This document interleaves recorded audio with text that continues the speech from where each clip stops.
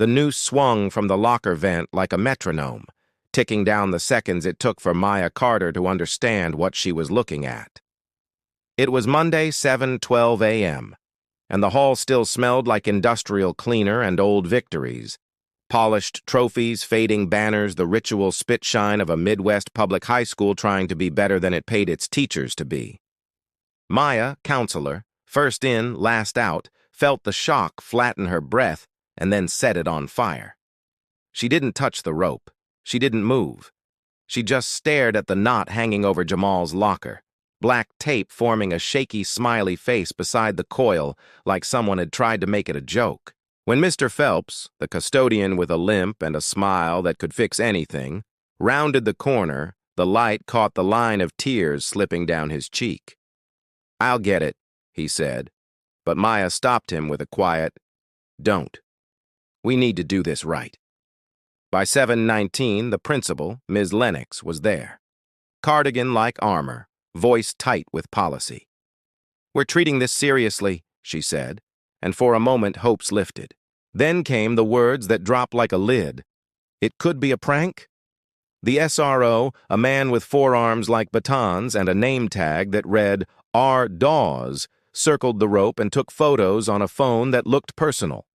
Kids trickled in, eyes flicking, then stopping, then growing. A girl whispered, "Oh my God," as if a prayer had fallen out of her mouth by accident. Jamal arrived at 7:33, backpack strap frayed, smile still intact, the smile a 17-year-old wears because if you don't, you'll be accused of being difficult. He didn't get past the first row of lockers. His body stopped itself, like it hit a glass wall nobody else could see. Maya moved to him, said his name soft and steady, a tether. The river of rumor found the internet before first bell. Screenshots of the noose, comments calling it fake, others calling it typical. A boy posted a laughing emoji with, "Y'all are so sensitive," and a teacher liked it without noticing, then unliked, then posted a weepy statement about misunderstandings. And by lunch, it was a battlefield. In the cafeteria, forks dragged across plastic plates while kids tried to do what adults pretend is easy, act normal. "They're going to sweep it," said Lila, one of Maya's student council girls, her hands trembling around a juice box. "They're already sweeping," Maya said, eyes on the door to Ms. Lennox's office, where the blinds were closed and the shadows moved like a meeting was happening about the optics of taking responsibility.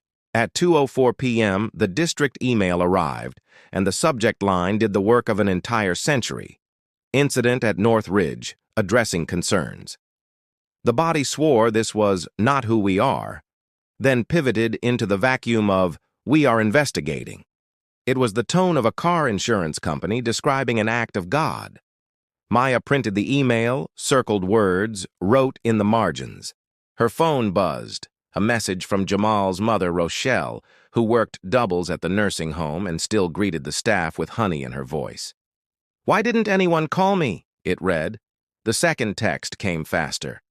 "My son had to call me from the bathroom stall." Maya called her back right there in her office with the door open so she wouldn't try to make it a secret. "I'm sorry," she said, and the apology felt like a rope around her own throat. "I'm going to help make this right." When the bell rang at 3:10, the hall spit its sound and then fell into after-school quiet. That calm, the kind that hums before a storm, settled in and then broke when a group of boys, football stars with futures like open doors, rounded the corner laughing. Maya watched one of them, a quarterback with a scholarship as good as promised, look at the empty space where the noose had been, smirk, and keep walking. The SRO had taken the rope for evidence, he said, and put it in a paper bag. "Chain of custody," he added, tapping the bag like it was a dog he'd trained. In the parking lot, a parent told a reporter, "This is just drama. The real racism is accusing innocent kids." When the clip aired that night, Maya saw herself in the background, jaw tight, hand on Jamal's shoulder, and thought how the camera always catches you when you haven't decided what you are yet, witness or accomplice. By evening, the town had chosen sides the way towns do, along property lines, pews, and Facebook friend lists. The school board chair posted a statement about unity with a photo from last year's AS multicultural potluck. The pastor from the big church said on a live stream, "We must reject hate," and then spent the next 10 minutes asking people not to rush to judgment. In a group chat for staff, someone typed, "Let's not make this political," which is how people beg not to be inconvenienced by someone else's pain. Jamal texted Maya, "Do I have to come tomorrow?" She typed back, erased, typed again, then called instead. "If you come, I'll walk you to every class," she said. "If you don't, I'll bring your assignments and sit with you on your porch." He asked, "Why is this always on us?" And she didn't have an answer that didn't sound like an indictment. She went to Rochelle's apartment at 9 with a spiral notebook and a plan she was still writing. The TV flickered with the story, a lower third headline that made the noose into an alleged symbol.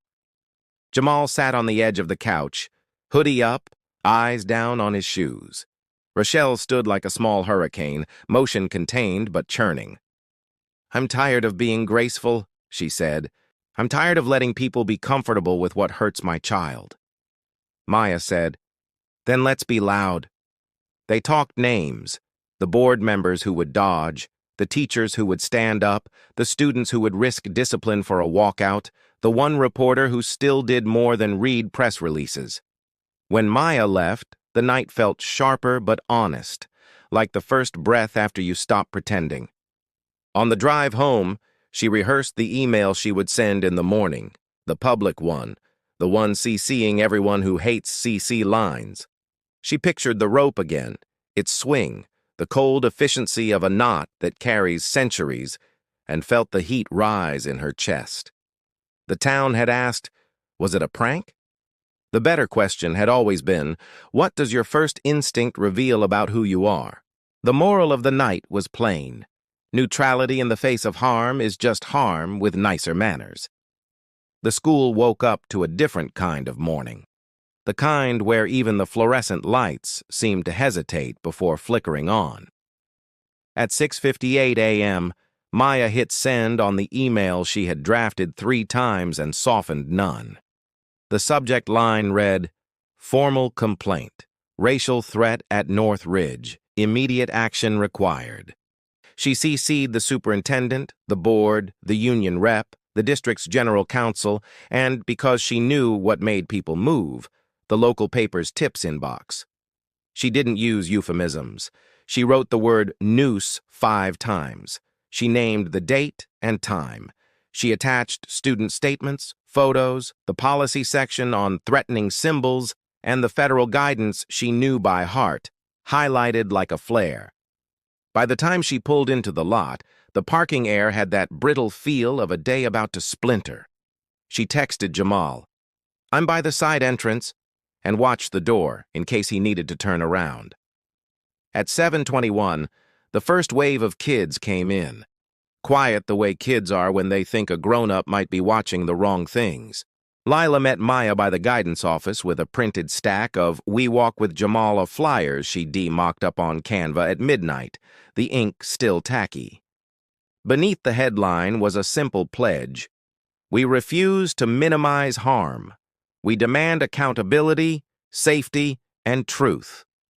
"I know they'll say disruption," Lila said, pushing hair behind her ear with nervous hands. "So we're doing it during advisory. We'll just walk to the auditorium and sit." She made air quotes on the word walk, and Maya saw the tremor in her fingers. "You know they might suspend you," she said. Lila shrugged with a brave that didn't reach her eyes. "I Googled Rosa Parks last night. She was also disruptive." The bell rang and the hallway sighed into motion. By second period, the superintendent had replied with a calendar invite for a listening session the following week. Ms. Lennox forwarded it with a thumbed message. "This is progress." Maya stared at the subject line as if it might reshape itself into something useful. Her doorframe filled with Dawes, the SRO, whose clipboard had the authority of a gavel. "Need a word," he said, eyes steady in that way that refuses to be read. In the hallway, He lowered his voice. Got the rope bagged. We're reviewing footage. Maya nodded. With who? Dawes paused just long enough for the answer to matter. My office and admin. If we need to, we'll escalate. She felt the familiar ache behind her eyes, the place where polite process grinds truth into powder. Parents and counsel need to be looped now, she said. Chain of custody doesn't have to mean chain of silence. His jaw tensed. Then came the cop smile, the one that reads as neutral until you know better. We're doing our jobs. Then do them in the light, she said, and walked away before the conversation could calcify into warning. At 10:05, Jamal arrived with Rochelle at his side, her chin lifted like a shield. Kids turned and looked, some with a tenderness that made Maya's throat close, others with the blank stare people use when they've decided not to see. A football player, same smirk from yesterday, ducked behind a water fountain to avoid eye contact, and Jamal's shoulders rose, then squared. You ready? Maya asked, keeping the rhythm of her breath slow for him to mirror. No, he said, then added, but I'm here. She walked him to first period while Rochelle headed to the office, heels clicking a drumbeat. Inside the classroom, a poster on kindness counts hung crooked over a whiteboard with Do Now, Why is Symbolism Powerful? Written in blue. For a second, the irony was so loud it drowned out the room. The teacher, cheeks flushed, stammered, We were already on this unit, and Maya believed her because this was how life works. Curriculum and cruelty collapsing into each other like loaded dice. Advisory came like the tide, inevitable. Lila stood up first. She didn't ask permission. She just stood, gathered her backpack, and walked toward the door. One by one, chairs scraped, a chorus of small rebellions. In classrooms across the building, kids who had memorized compliance as survival lifted their eyes, stood, and followed. The hallway became a river, and at the mouth of it, the auditorium doors opened onto a hush that felt like church and courthouse at once. A student techie flicked on house lights. Someone else brought out a mic. Jamal didn't go to the stage. He sat in the front row, Rochelle right behind him, one hand on his shoulder like a vow. Maya took the aisle seat, feeling the collective breath settle. We're pausing instruction for the day, Ms. Lennox announced from the stage, smile frictionless, voice pre-baked for PR. A murmur rolled like thunder under carpet. Rochelle stood. She didn't ask for a mic. My son found a noose on his locker, she said, and the words ripped the room open. You will not teach him to swallow it. The mic found her. She told the story, clean and whole. Then Lila read a list of demands. An external investigation, public report of findings, mandatory anti-bias training led by community experts, a clear policy on hate symbols with specified consequences, a restorative circle if Jamal wanted it, and only if he did. When she finished, a hand shot up. The quarterback stood, voice primed with that particular county confidence. We don't even know who did it, he said. Why are we punishing the whole school? The room bristled. Jamal turned slightly, met the boy's eyes, and spoke for the first time all day. Because the whole school taught whoever did it that it was safe. The silence that followed was not empty. It was full of the truth rearranging furniture. The board chair tried to retake the room with phrases about unity and moving forward. A teacher in the back, 10 years from retirement and tired of collecting apologies like paperweights, called out, Forward requires a direction. Dawes stood near the exit, arms crossed, gaze scanning. Maya felt the fear in the room, detention slips, scholarships, reputations, and then felt it alchemize into something usable. She moved to the aisle, took the mic. There is a difference between keeping order and keeping people safe, she said. Today, we choose the second. The auditorium breathed out, a body deciding. By dismissal, the demands had been emailed to the district and posted on every senior's Instagram story. A reporter asked Rochelle for a quote. She said, We will not be patient with our own erasure. The superintendent called an emergency board meeting for that evening. On the way out, the quarterback avoided Jamal again, then stopped, turned, and without the audience of his friends said, "I didn't do it." Jamal didn't nod, didn't forgive, didn't perform. "Then help fix it," he said, and kept walking. The moral that settled over the day was simple and terrible. Silence is a comfortable room until someone turns on the light and you see the dust in your lungs. The board meeting began with a lie, the kind that smiles. "We're so glad to see community engagement," the chair said into a microphone that popped like a knuckle.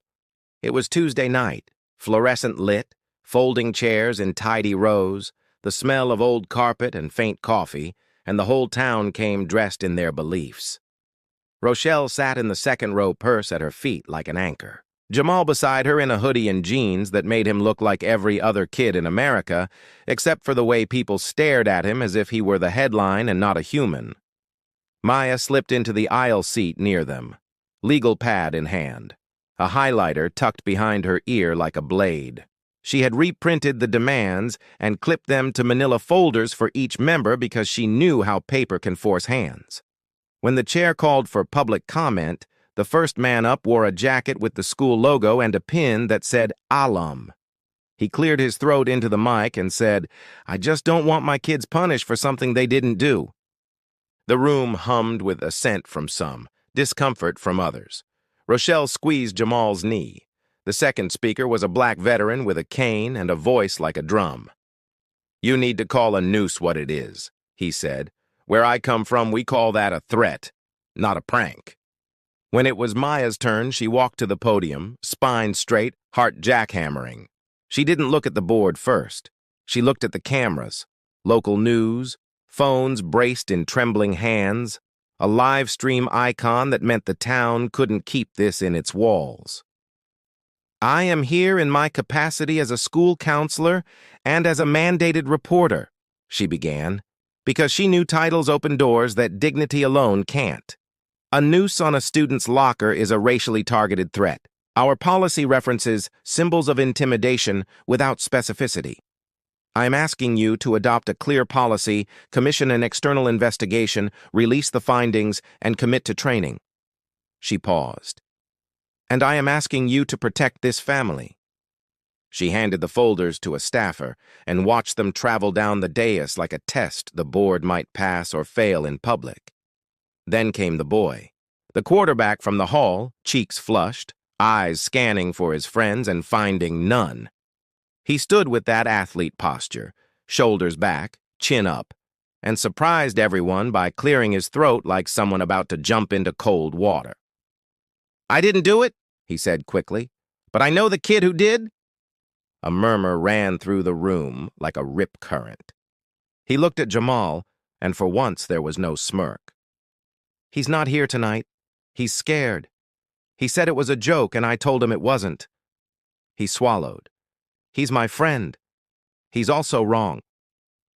The murmurs flipped, anger now, sympathy there, judgment everywhere. Dawes shifted near the wall, hand hovering like a moth around his radio. Rochelle stared at the boy with an expression that wasn't forgiveness, but wasn't hate either. "Names," the chair said too quickly. "We can't do names in public," the district lawyer interjected, smooth as ice. "We can and we should," someone shouted from the back. The boy looked ready to bolt, and Maya stepped forward, palms open. "We don't need a name right this second," she said, "but we need a process, and we need protection for any student who tells the truth." The chair recessed the meeting then, banging the gavel as if sound alone could contain chaos. In the hallway, conversations broke into skirmishes. A man in a suit told Rochelle, "You're making the district look bad." And Rochelle, eyes steady, said, "The district did that all by itself." The quarterback's mother, mascara trembling, cornered Maya.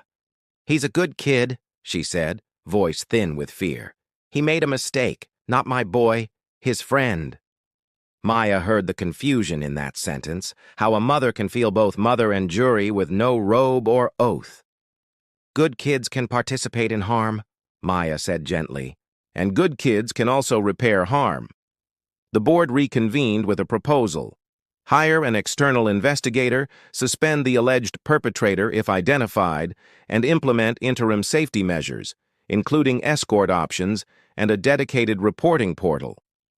They called it swift and balanced, and the room debated the adjectives like they held salvation. Rochelle raised her hand, was recognized, and stood. "I don't care about your adjectives," she said. "I care about my son breathing easy in a hallway you control." The vote passed 5-2.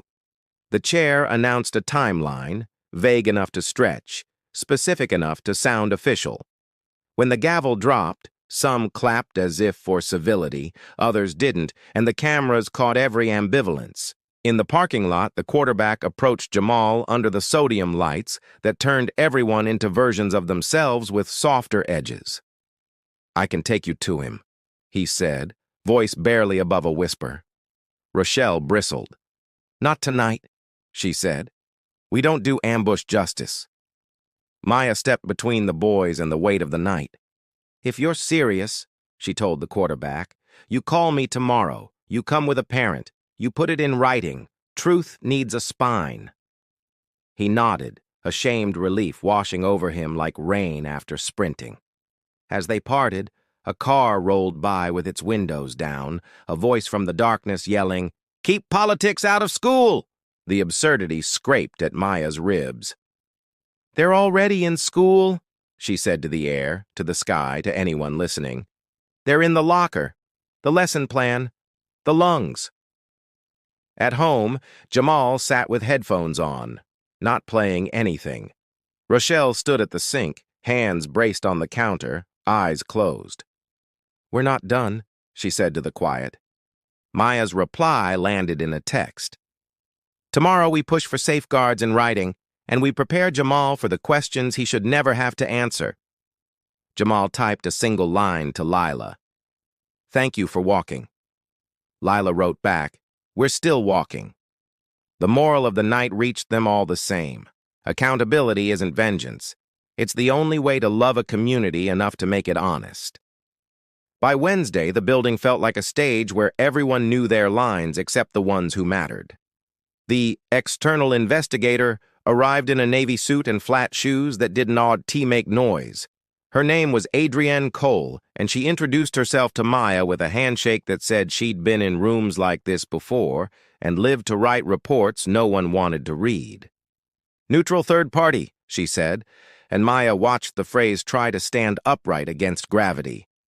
Cole set up in the conference room with a legal pad and a small recorder, and the sign on the door changed from "Welcome" to "Interviews in Progress." Dawes hovered like a shepherd who didn't trust his sheep.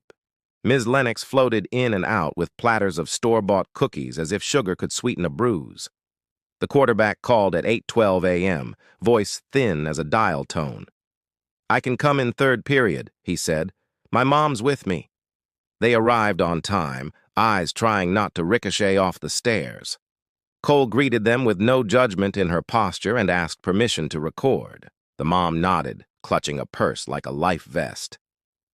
"It's Caleb," the boy said, and the name slid into the room and sat down among the chairs. "It was him. He said it was just shock value. He said he saw it on a meme." He swallowed. "I told him to delete the texts, but I saved them." The screen lit with receipts. Photos from a hardware store aisle, a message that read, "This'll get them going," a laughing skull emoji. Cole took the phone, the chain of custody documented in neat, looping handwriting. "We'll reach out to the family," she said. The relief on the quarterback's face looked identical to grief. By lunch, the name had leaked, because schools are sieves, and small towns metabolize secrets for energy. It wasn't Cole or Maya or the board. It was a sophomore who saw Caleb escorted into the office and posted, "Guess who?" with enough breadcrumbs to lead a wolf to the door. The comments went feral. Someone dug up Caleb's father's Facebook photos, Confederate flag at a tailgate, a "Heritage Not Hate" caption, and posted them with arrows like evidence in a trial with no judge and too many jurors. Rochelle's phone lit with messages from numbers she didn't know. The word sorry. So many times it became white noise, and 3 messages so ugly she sat down on the edge of the bed to keep from falling. Maya alerted Cole, who alerted Lennox, who sent out an email about maintaining privacy and civility that read like it had been written for a snow day. Caleb's father arrived at 1:40 with jaw tight and a posture that broadcast, "I pay taxes." He told the secretary he'd sue. He told Dawes he'd film. He told Cole his boy wasn't a racist and just needed guidance, like racism were a math problem he'd miscalculated. Cole held her boundaries with a softness that didn't bend. "We're here to establish facts and implement consequences aligned with policy." The father sneered at the word consequences as if it were un-American. Caleb was pale and silent, a teenager in a hoodie who had set a trap and fallen in it. Cole asked him to explain his actions. He fumbled toward joke, toward no one was supposed to see it, toward boys' club bravado and the internet's dark humor. Maya watched Rochelle's face as she listened through a speaker, the pain there not chic or performative but raw, unadorned. When Cole asked if he understood the history of the symbol, Caleb shrugged. Then, maybe hearing how empty that sounded, whispered, "Not really." Cole didn't lecture. She slid a printed page across the table, a timeline of lynching statistics, dates, and names that turned history into a mirror. Caleb looked, flinched, and this time he didn't say joke.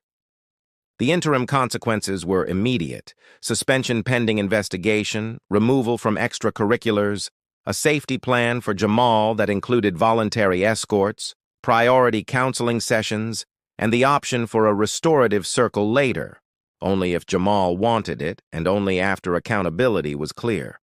The coach stormed into Lennox's office, flanked by assistant coaches, cheeks flushed, breaths loud. "We're tanking a season," he said, and Maya, standing in the corner with her clipboard, said, "We're saving a life." The coach scoffed, then saw Rochelle in the doorway and softened, shaking his head like a man who had lost the map. "I teach boys to be men," he murmured, too low to be performance, just high enough to be confession. By last bell, the school was a hive. Kids whispered in constellations. Lila and the student council stapled the demands to a bulletin board under updates, refusing to let attention drift. A teacher who had rolled her eyes at the walkout the day before slipped a note under Maya's door. "I was wrong. Tell me where I can help." Jamal moved through the hall with a new species of attention, some of it tender, some gauzy with curiosity, some barbed. He stopped in a quiet stairwell and asked Maya, "If I don't want a circle, do I have to have one?" She said, "No, consent is not a decoration. You get to decide how healing looks."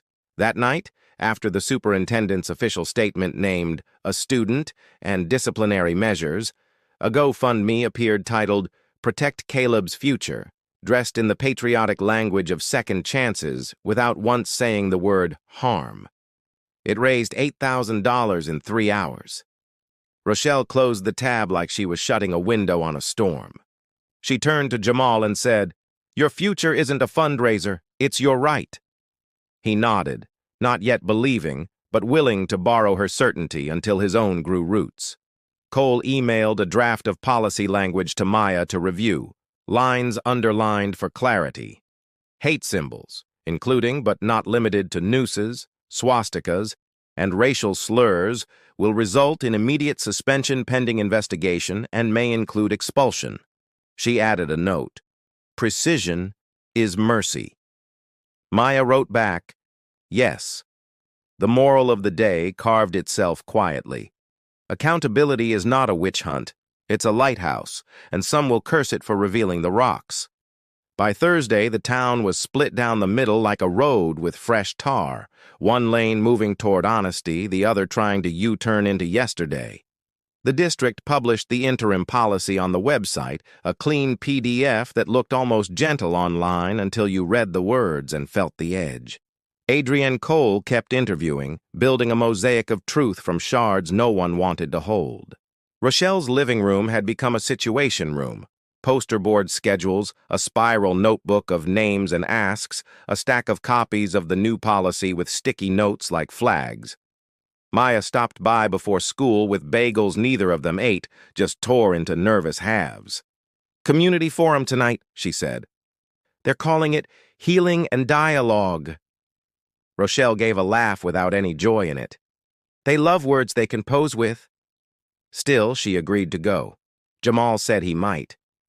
The day blurred, classes delivered by teachers speaking like tightrope walkers over a gorge, whispers that sounded like wind. Caleb's friends moved through the halls looking suddenly smaller, their swagger unplugged. One boy came to Maya's office and stared at his shoes. "We never thought," he said, and Maya tipped her head gently toward the emptiness between never and thought and waited for him to try again. "We didn't want to think," he whispered, and she wrote that sentence on a sticky note and later stuck it inside her planner like a broken mirror. By afternoon, reporters in tidy blazers filed into the school's multi-purpose room with tripods like they were pitching tents on contested land. The superintendent practiced his "we hear you" smile in the dark reflection of a window. The pastor from the big church arrived, a Bible tucked under his arm like a passport. And the imam from the storefront mosque shook Rochelle's hand with warmth that made her eyes blur. Lila and the student council taped new flyers to the doors. "This is not a moment. It's a policy." Dawes stood at the back with two officers from town PD, their belts heavy with tools the room did not need. When the mic squealed to life, the board chair launched into a benediction for process, for balance, for moving forward together, and then, before anyone could drown in the syrup, Rochelle stood.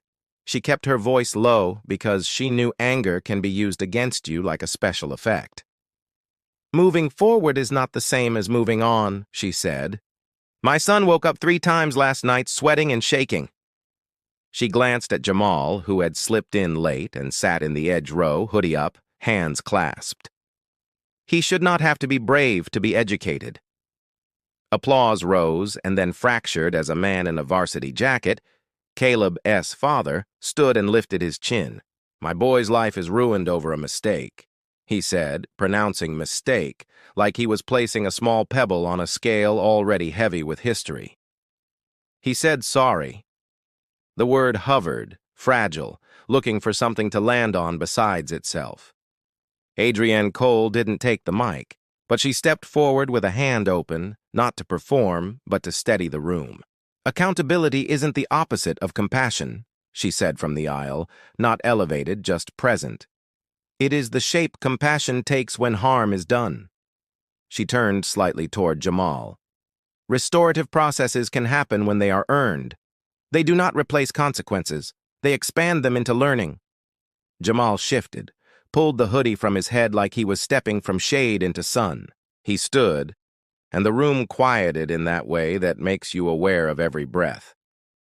"I don't want a circle right now," he said. "I want the adults to do their jobs. Later, maybe, if he understands what he did and not just what he lost, we can talk." Rochelle's hand found his shoulder and rested there with a weight that read as blessing. Caleb wasn't in the room, but his mother was, eyes glassy, hand gripping her purse strap like a rope. "He doesn't understand," she whispered, and the confession was so unguarded that for a second, the room felt like a porch where neighbors tell the truth. "Then teach him," Maya said softly, not into a microphone, just into the space between them. "Start with the part where you don't protect him from the lesson." The superintendent announced an expulsion hearing date, Monday at 4 p.m., and a Title VI complaint had been filed with the Office for Civil Rights. The words fell like stakes into the ground, marking territory too long unclaimed. Outside, dusk wrapped the parking lot in blue. A small group held candles. Another group held signs that said, "No witch hunts," and "Boys will be boys," like a haunted chorus from an old play. The quarterback, his name was Ethan, Maya finally learned, walked over to the candle group and took one, lighting it from Lila's, eyes on Jamal across the lot. "I'll speak at the hearing," he said. "I'll read the texts if they won't." His voice trembled but didn't falter. "I thought loyalty meant silence," he added. "But I was just protecting myself from discomfort." Lila nodded, and for a moment it looked like the future might tug on the present and make it stand a little taller.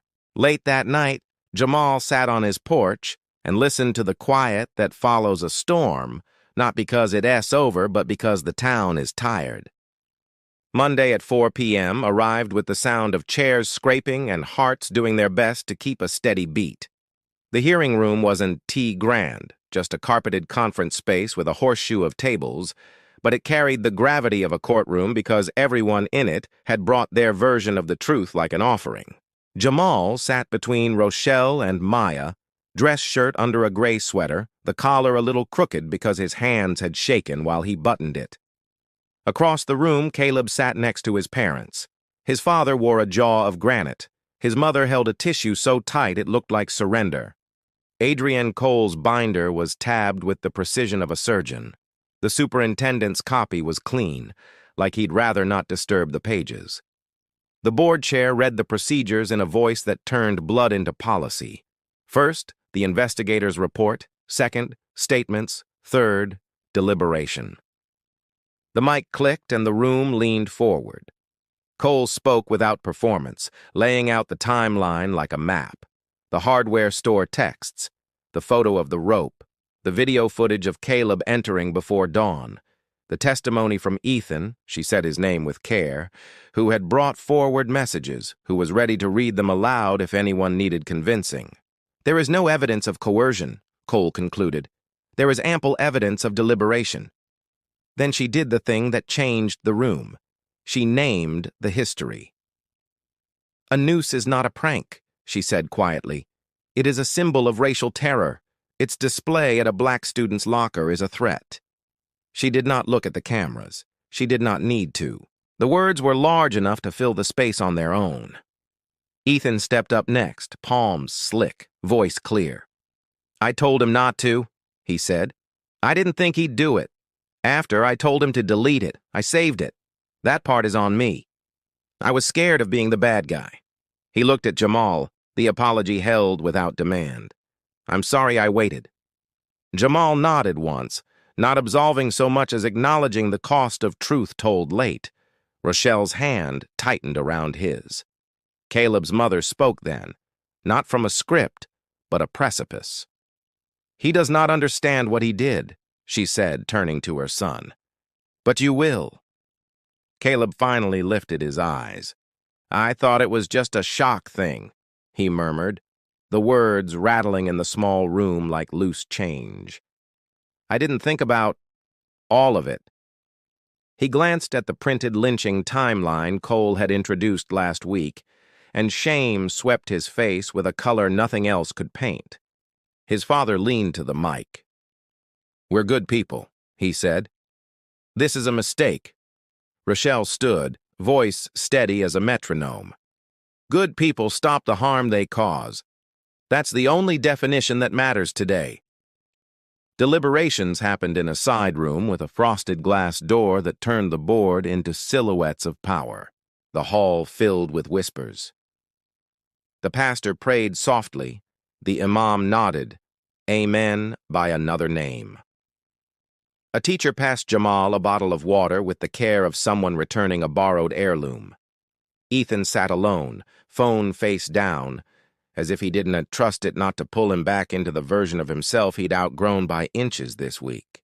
When the board returned, the chair's expression was a study in someone trying to be both human and institution. "By a vote of 6-1, she read, the board finds that the student's actions constitute a racially motivated threat. The student is expelled for the remainder of the year with placement in an alternative program. Reinstatement is contingent on completion of a district-approved curriculum on the history of racial violence, documented community service with a civil rights organization, and participation in a restorative process only if the harmed party consents." A sound moved through the room, the exhale of a community realizing decisions are not magic, just choices with teeth. Caleb's mother cried then, the kind of crying that is both grief and gratitude for a line finally drawn. His father stared at the table, some argument running out of gas inside his chest. Caleb looked at Jamal. Not a plea, not a performance, just a look that asked, "What now?" Jamal didn't answer with words. He nodded once, a future tense maybe, and turned back to Rochelle, who kissed his temple like a stamp of return. Cole closed her binder. Maya felt her shoulders drop for the first time in days, then catch again when she remembered how policies looked different on paper than in practice.